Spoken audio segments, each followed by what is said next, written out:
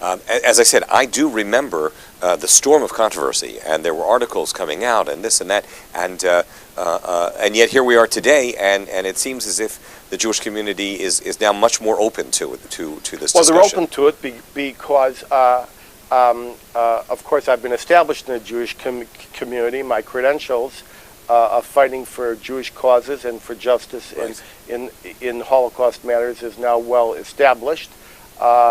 Back when I wrote this book originally, the American Zionist or the Zionist Organization of America canceled the publication of their magazine, The American Zionist, on press because they had a cover story about this topic. Today, Mort Klein of the Americans of the ZOA has read the book and endorsed it as sensitive. So, do you want to share with us then what took you into this line of research? This was your first book, right?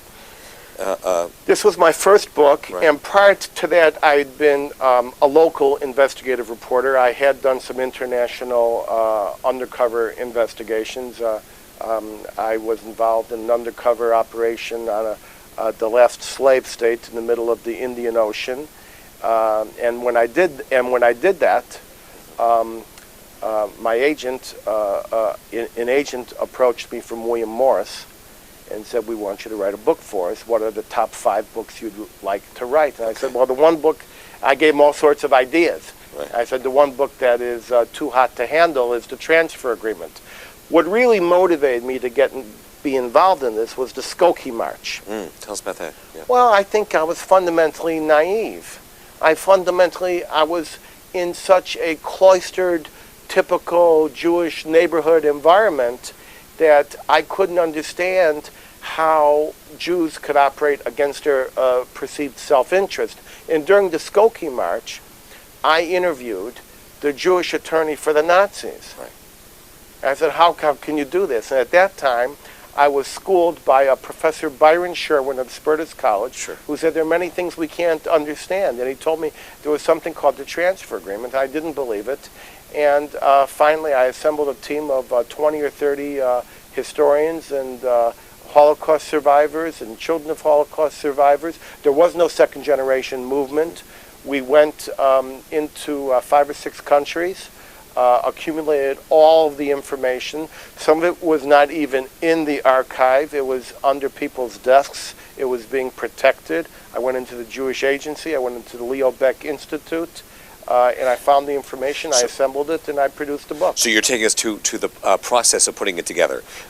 It's important to stop for a moment because the elaborate way in which the scheme was structured, and then to try and uncover it, and just what you've referred to right now, at a time pre-internet access to that kind of information must have been quite extraordinary. So maybe you could shed for our listeners a little something about the nature of the research that went into it and putting together a team to pull all this information together. There was no internet. There were no computers. The manuscript was typed. And every time I changed a footnote, they had to retype the entire manuscript. It was retyped 30 times. Wow. By the way, on an IBM Selectric. So I was using the best IBM equipment even back then. I did this in the late 70s and the early 80s. We had to assemble everything by hand. We did everything by carbon paper and by photocopy. There were very few Xerox places in Israel. It was hard to make a copy. But we assembled a team, and we had all these meetings, and we found the information. Most people didn't know what we were looking for. And at one point, I ran into an archivist in Israel who seemed to know where all the files were hidden. And I said to him, "How is it that you know so much about this?" He says, I was in the transfer agreement. Wow. And the word transfer in Hebrew is havara, which means transfer. Transfer Limited, Havara Limited, was the name of the overall company. And you must remember, this was encouraged by the Nazis, cooperated with by the Nazis, and the Nazis and the Zionists actually worked together because they had an intersecting interest. The Nazis wanted the Jews out of out of Germany. The Zionists wanted them into Palestine. The Nazis wanted to seize German assets, German Jewish assets. The Zionists wanted to save German Jewish assets, and the only way they could do it was by this transfer agreement. So the Nazis were willing to work with Jews on this? Is that what you're saying? That's right. But their desire was to ultimately to exterminate the Jewish people. So was this before they had gone down that path, or it was serving their greater interest? Explain that to us a little bit.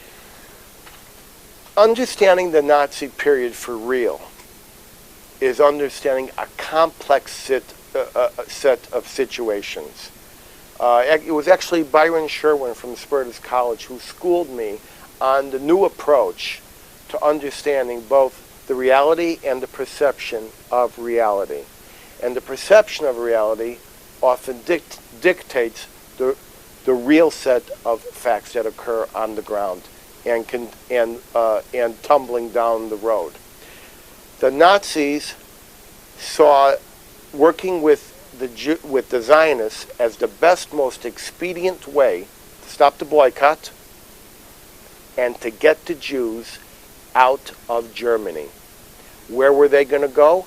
They were going to go to Palestine. Now, there's another train of thought here. Mm-hmm. The Nazis believed in something called Völkisch thought.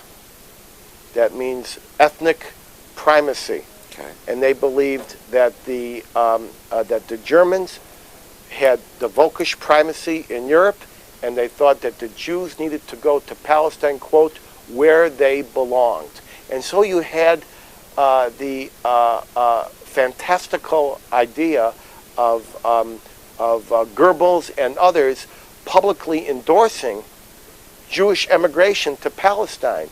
The Nazis actually struck a coin with a Jewish star on one side and a swastika on the other. While all the Jewish organizations were shut down, the Zionists were allowed to maintain their operation and were allowed to grow. But you must understand, when the Zionists published their newspaper, they had Nazi censors in the office, sure, overlooking every line. People don't understand exactly what the nature of the invasive Nazi regime was. It is easy to say they could have fought back, and on many levels people did fight back. But what the Zionists did is they were the realists, the cold, hard realists. Mm-hmm. So let's talk about within the context of the Jewish community then, and the response, because you're bringing up some important issues here. There's a lot of misunderstanding. Were Jews passive? Were they resistant? You alluded a little while ago to the nature of an anti-Nazi boycott. So if you could just share with us a little bit about the backlash and what the Jewish community was trying to do in response to the Hitler's early rise to power. Okay, we need to look at this as two titanic forces: the boycott to cripple the Reich and the transfer effort to save the Jews. They seem to be on parallel competing tracks here, yes? No, they are on a collision course. That's what I meant, collision course. Okay. They're on a collision course because they cannot coexist. Right. The boycott movement did what had to be done. The Jews condemned the Nazis. They had million-man marches.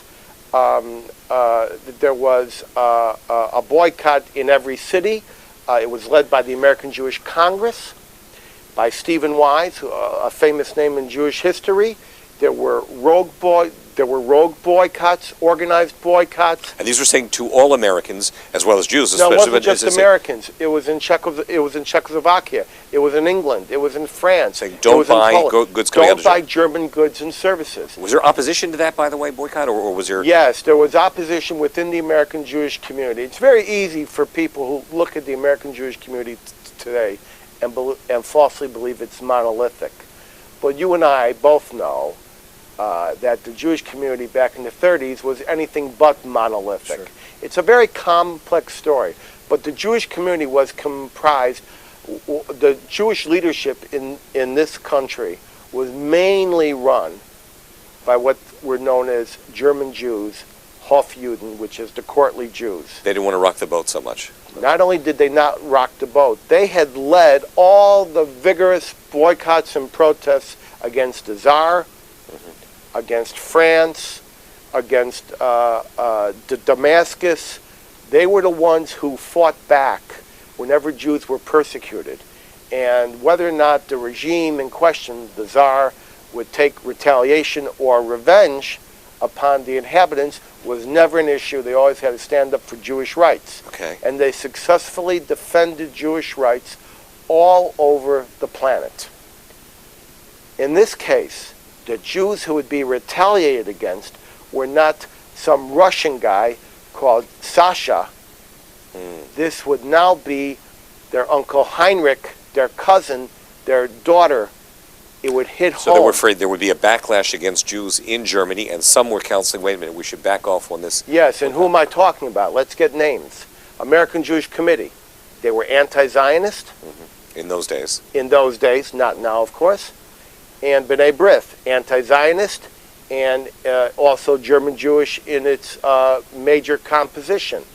And these guys wanted to work quietly, behind the scenes, petitioning government officials. They wanted nothing to do with any vigorous protest against Nazi Germany.